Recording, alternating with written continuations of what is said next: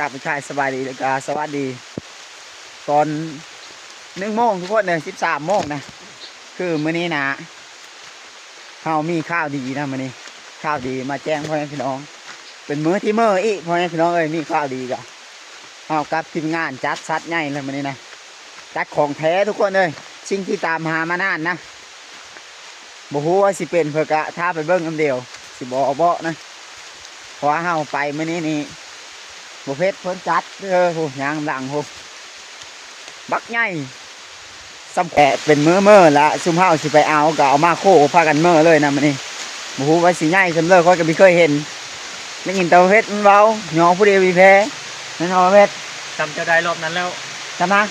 อันซั่นนั้นเสใหญ่อีหลีโดซำนั้นน่ะบ่สิช้2 เซาะ3 เซาะทางโหนั่นน่ะ3โต๊ะทั้งหูแหละอันนี้ก็เซาะบังล่ะโต๊ะบังล่ะ3 เซาะทางโหเพิ่นว่าถือว่าได้ศีลตอนใหญ่แล้วทุกคนเลยไปไม่เห็นนี่ก็เอาอีกแล้วมัดตีนไว้แล้วบ่มัดปกไว้ข้างนี้ได้เดี๋ยวมีมัดตีนจะไปหาไม่เห็นจะให้แล้วรอบนั้นเด้คอยมีจะมัดเลยรอบได้รอบก่อนเลยถ้าปกไว้นะคือเฮามีหมายไว้กับแม่นะเฮาได้นะเฮาหมายไว้คันมีปกนะมีผู้อื่นเอาไปแล้วทุกคนเลยเพราะว่ามันตายซะย่างไว้ผ่านเกตเอ้ยจะน้อยน้ำท่วมห้วยเอามาไม่ได้อีกแม่นแหละห้วยนะจำเขาไปกับพริกแอวผู้นั้นโธ่มีแม่นอันแกส่งบ่พริกแอวเขาไปนะ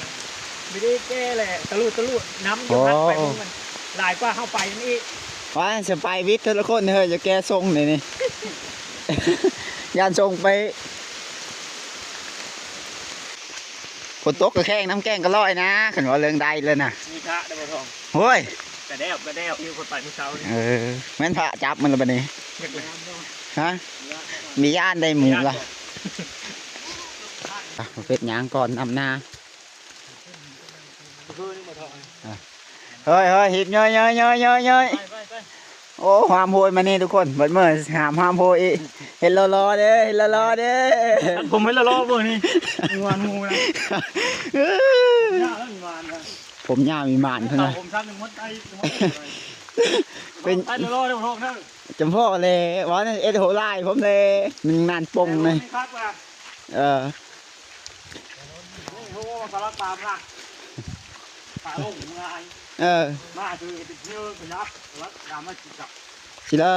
ไหนพุ่งล่ะโหตาละ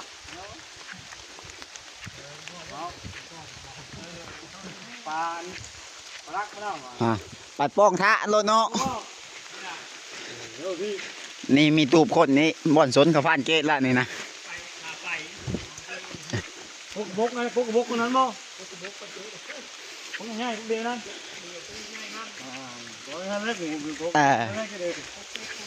ติงว่าเมื่อว่าแต่ว่าไปจอบแม่โอ้ยท่าแต่ว่ามันบ่อย่า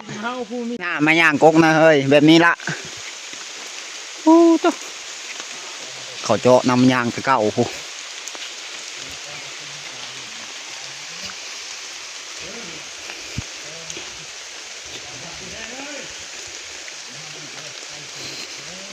ยังไก่เติมนะเบิ่ง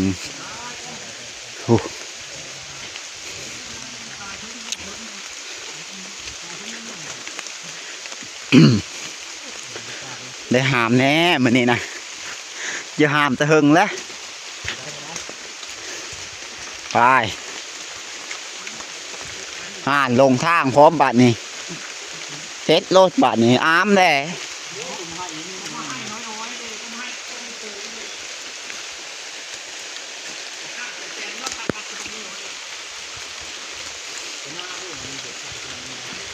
เพชรมีชื่อทางคนได้หาทางก่อนโอ้แม่นหมูน้าวคือก้อนนี่ก็ยักษ์นั่นสิ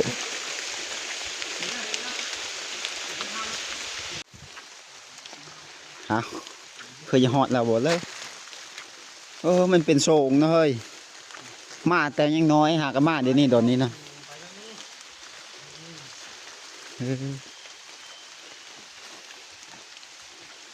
บ่เฮ้ยมันคือหมู่บ้านนี่ไปนี่บ่มันบนป่าหญ้านะโย่ อย่าโกรธทะละ ถ้าจับละถ้าจับละ เรียกว่ามีทะซะอันไปจำขาแล้ว ว่านนี่3ที่ตัวผมจับนะเออ ก็น้อยก็น้อยต้องถือไปจุดน้ำเด้อจับใจ โกนน้ำมันย่างทั้งทุกคนเลยแถวนี้นะว้าวทุกเขามาเจาะน้ำมันย่างข้าวตัวเก่าเห็ดอันกระบอกเห็ดเพื่อเอามาหอดละเก้ย เขาเปลี่ยนตรงฝ่ายก็ค่อยอันตัน สิเลอเฮ้ย เฮ้ยยิงดิทำไงล่ะเดี๋ยวทำโต๊ะนั้นนู่นเลย มัดตีนไว้แล้วนะ ชุดเบียกมัดตีนไว้เลยไม่ซ่อมดีเท่าเลยน้อยเนอะก็กลัวมันแต่งกันถึงไปเลยเนาะว่ามันถึงเหวเลยตัวนั้น เออเดี๋ยวนี้หมูเนาะเฮ้ย อันนี้แล้วชอบ เสาะมันตุเกต ชื่อไว้เยอะฮะ เสาะหนูเออ ส่งเข้าปลายบ่ส่งเข้าปลาย สองเสาะปลาย เข้าก้อนนี่นะ เท่านี้3เสาะสัตว์ สามโต๊ะทันรอบก้อนแต่คนไม่ได้เซาะเบิ้ง เออไปมานี่มา70 โล 70ป่ะ เดินยกเดินไปถึงนานเดินยก เอามาเอาหมูกับบีถือเกิบ ไว้เอ็ดอองเอาไปเลยเฮ้ย เอามึงดูคอยเฉียนยอมีลูก เซฟลายเฮ้ยเซฟ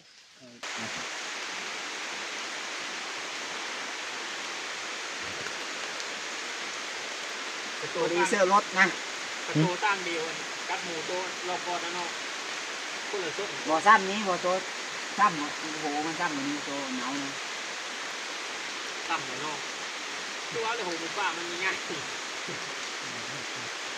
จะติดกระโหลกมัน โอ้ย ก็เลยเยี่ยมนายหลังอยู่บ่ท้อง ยานพระนั่นยังไม่ได้หมูยานพระ ยังแกงยังขาอยู่เนาะ เนาะต่อหามทั้งโฮนะโฮเทต่อนะเจอเธอนะ นักทั้งหู แน่นอน เออ เบิ่งแทงอยู่เนาะ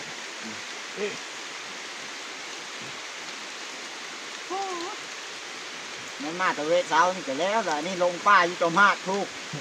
หมูอยู่กระโต้งพี่ มาแทงลำเนาะเตรียมรูดคอยมัดมันชัดก็เลยพร้อมต้อนเลย หมูปีกายนี่หมูนะ ปีกายนี่วะ เออ คนละรุ่นผมครับกับรุ่นคือแหวเนาะคือคนละรุ่นเนาะกระโตมันนะ ตัวนี้ก็ตัวสั้นบ่ ตัวนี้กระโตสั้นหมูกระเทงเนี่ยบนทรงลุงปุ่งเนี่ย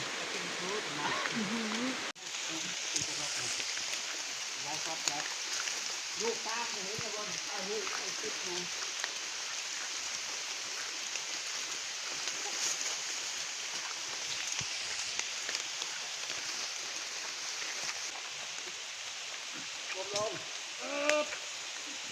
ลำบากขนาดเนาะ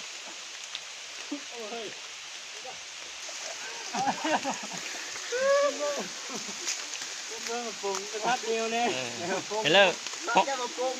พอด100 โลแล้วบ่จะ95 โลเนาะ หมูตัวสั้น ตัวสั้นหมูตัวเข่งเนาะหมูมีเย็นกับตัวเหงา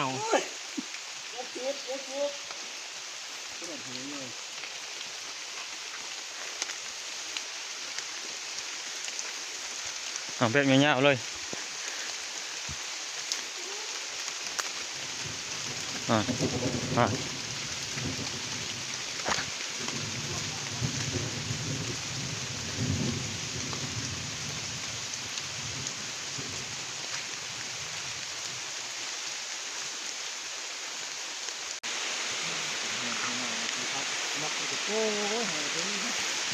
ไป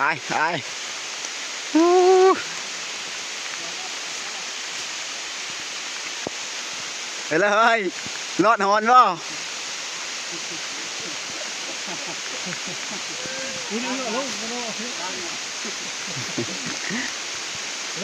ทุกจะได้ยังทุกโยง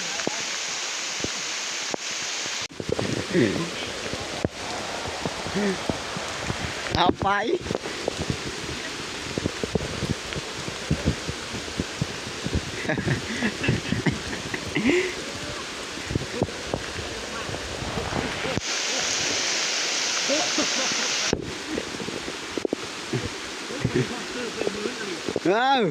ขี้ขานไล่คุบหมูนี่เฮ้ยเฮ้ยเฮ้ยเฮ้ยยอแน่หมูนะ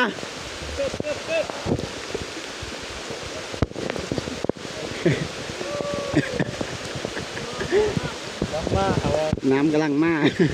หลอดไปเจอได้เลยเอาอะไร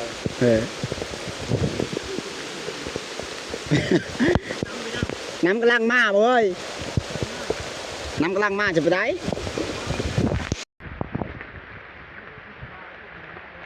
ทุกคนเลยเป็นกันนะอะไรแค่ย้อยเตะไม้ทุกคนเลยโหเล็บขวาเลยแห้งตกวาบหล่นเปลี่ยนกันไม้ข้างกินกล้องทุกคนเลยมูกา2 เซาะปลายนะกระเซาะเพชรนะ3 เซาะเฮ้ยม้อยน้อยนะตามลงแล้ว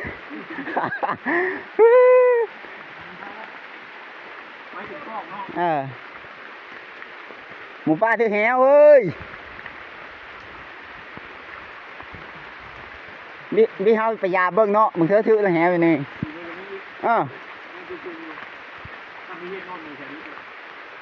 ดงพอดีเป็นกันทุกคนเลยก็จะฮอดละถึงไง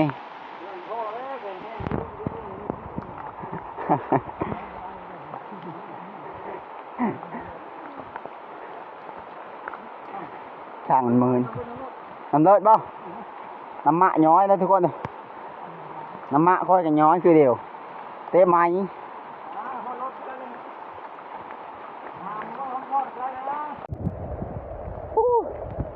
บรรยากาศกลางสายฝน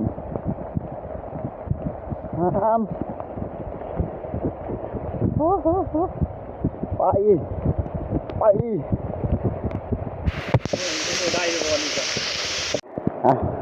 เซอร์รถแบบนี้เนาะเจอรถการต้นเนาะ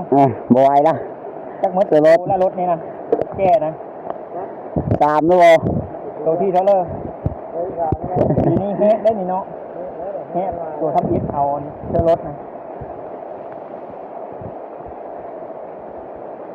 คันนี้แล้วเนาะต้นได้อยู่ให้ตีมันกันเนาะกว่านี้บ่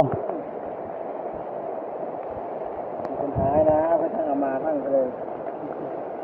เอาเสือรถเบิ้งอันทำไม่ได้นี่ง่ายกว่านี้เราจากวันเริ่มมาทำเรื่องเลิกนะเป็นอันนี้การเลิก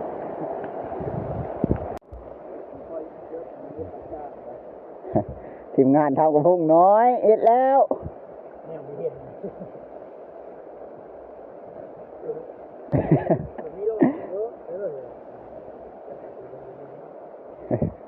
รอดเลยรอดวะปฏิลบลุมมั้งโน่ซึ่ง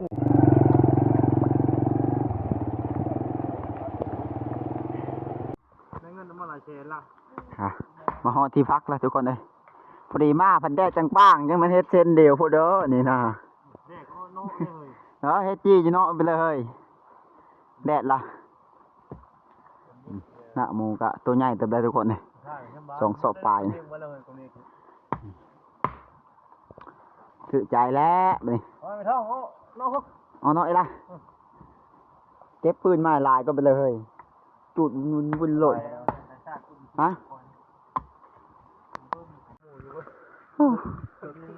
ไผ่ก็ตั้งแม่นดังเนี้ยเนาะเฮ้ยจะดังเนาะไปย่ำฝนเท้าลงมาเอาจีอยู่ลุ่มนี่เลยเปล่าจีอยู่นี่เลยทุกคนเลยโอ้ตัวความมันเนี้ยฝน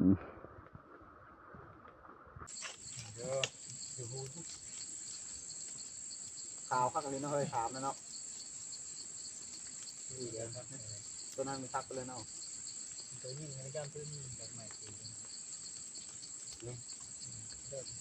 ปีนี้จะแน่จะเรื่องพี่จะเลยแน่จะเรื่องพี่เลิกใหญ่นำเลิกติดขาวหมูเห็ดเหนียวนะเปลี่ยนไปน้ำก็มาต้นนะพี่นะต้นนี่เอาใส่เอาน้ำใส่ชิ้นน้ำ ยิ่งมึนดันนี่มันชีวิตเร็วได้เนี่ย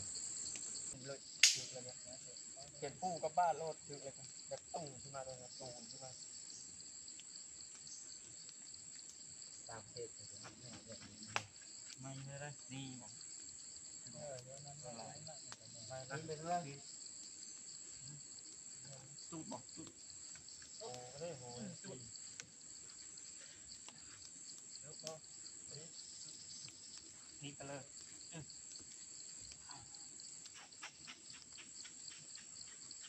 ไม่เด่นไม่มีออกไม่หมด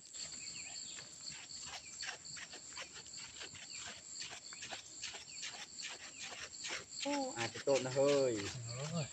ของมักคูด มาที่ปีเลี้ยเป็นโน่นู่นผมก็จะไปนอนแล้วนี่มองนี่ปะเมื่อ จำไหมเคยจะจำไหม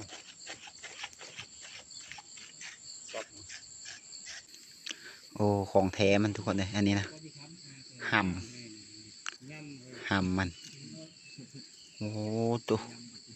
นี่ปิ้งกินนะทุกคนเลย โน่นี่กินโน่เว้ย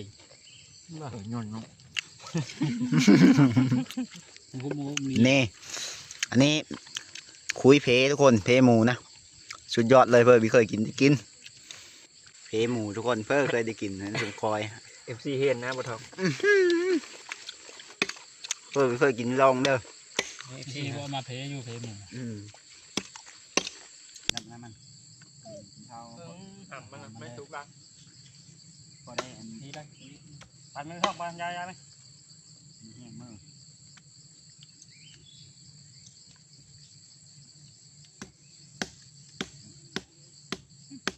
มือตะเวนตะเวนวิ่งแค่นี้เลยปันไปเลยเห็นไหมว่า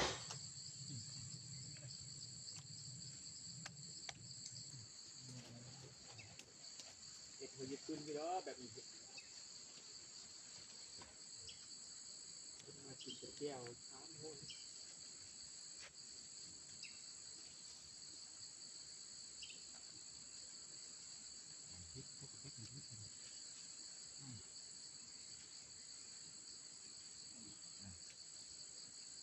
ถึงในมันเด้มีหลังเยอะมันอะไรมากระลังมันอะไรเอามาดิ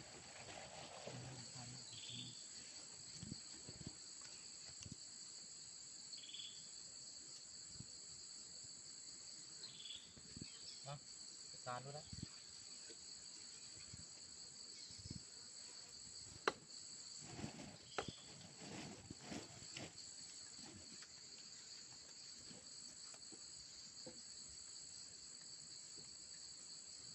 หนังปืนนี่แง่ทั้งมือทั้งลืมได้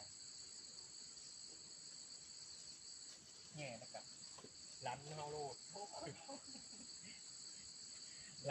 ร้านเฮาห้างโลดไม่ได้ตั้งตื่นสี่ดอกเรียบร้อยเนาะเห็นที่มันก็เรียบร้อยแล้ว อันนั้นมันเลยเฮ้ยพี่เลอะมันอันนั้นจังเนี่ยก้นมันอันหำมันบอก มันนะจักเลย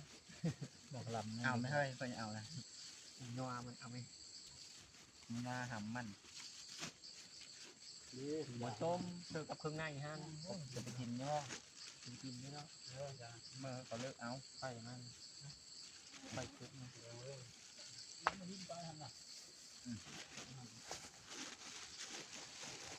ังนู่นเอาเลย เอามาเช่นนี้เจ๊ ก็ต้มเลย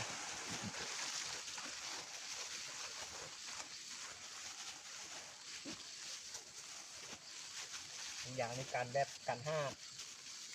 อย่างเพื่อล้มบ่นะเอากระสอบเสื้อนำเด้กันห้าเด้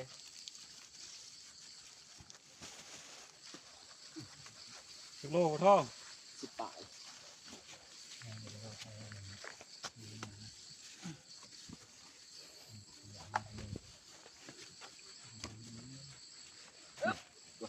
หัวใจบาง10 ปลายโลทุกคนเนาะ ได้อยู่ต่อค่อยจะเศร้าคุณแล้ว โหอี โอ้มัน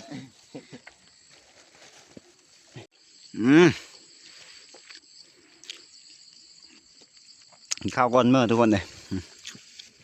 มา หำมัน มัน หำหมู มาเพนี่เพหมู เพื่อเคยกิน จุ เห็นไหมซุมเฮานี่ช่วยจูหมูนี่ สีกองเนาะกูบ่พลาดเลยทุกคนเลยอืม ไม่ไปชุบเลย นี่มีเกินเนื้อก็แซ่บแจ่วเลยเนาะแจ่วเพหมู บ้ามีเหรอจึงเอาเกินนั่นเสือไปโน่นเสริม เป็นไหม อ้าว นี่เด้ กำลังพากันเมื่อพ่อแม่พี่น้องเอ้ยปู้พิลึกเส้นทางกะ นักหนาแล้วลงมาจน รถผ่านต้นนิดสิ แล้วก็นี่แล้วก็ เป็นเดียวเนาะอ่ะ ตัวนี้เลย กำลังเดินทางเมื่อพ่อแม่พี่น้องเอ้ยตีนหน้าพี่เลยบีคอนแห้งกันแล้วเป็นแล้ว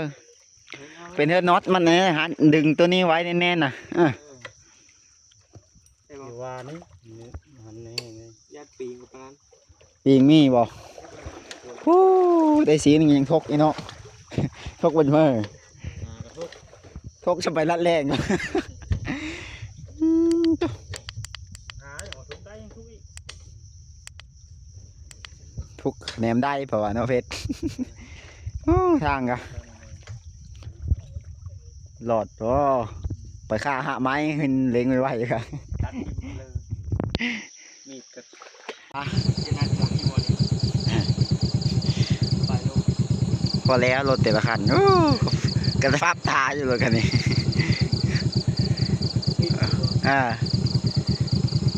นึกทุกคนเลยเส้นทางไปเลย ปี๊บละ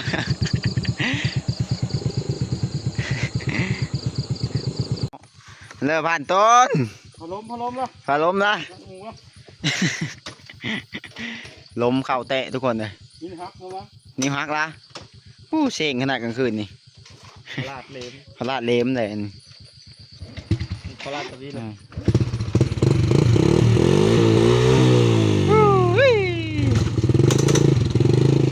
ไป นี่เห็นเลยตารถโยก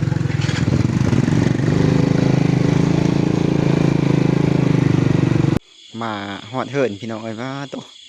ทางความมันลำบากมาหอดทะเลดึกเติบมานี่นะเพราะว่าทางมันยะฝนตกเด้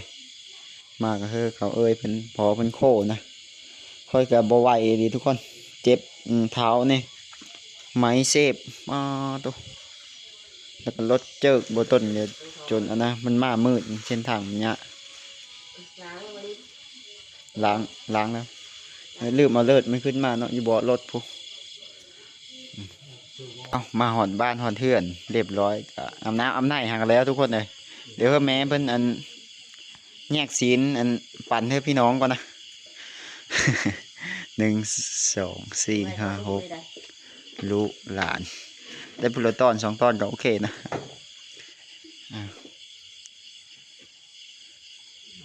ปั่นศีลให้กับเจ้าก่อนมุนเว้นไปทุกคนเลยบางเฮือนยังบ่ได้นะแต่ว่าย่ามันล้อมนาล้อมในคันได้ก็เดี๋ยวจังทยอยเสิร์ฟคนมันหลายพนนะครบบ่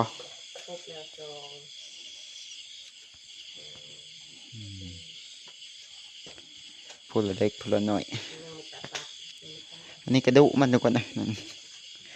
กระดูกมันเมื่อเท่านั้นมาสีนะนะอันนี้บ่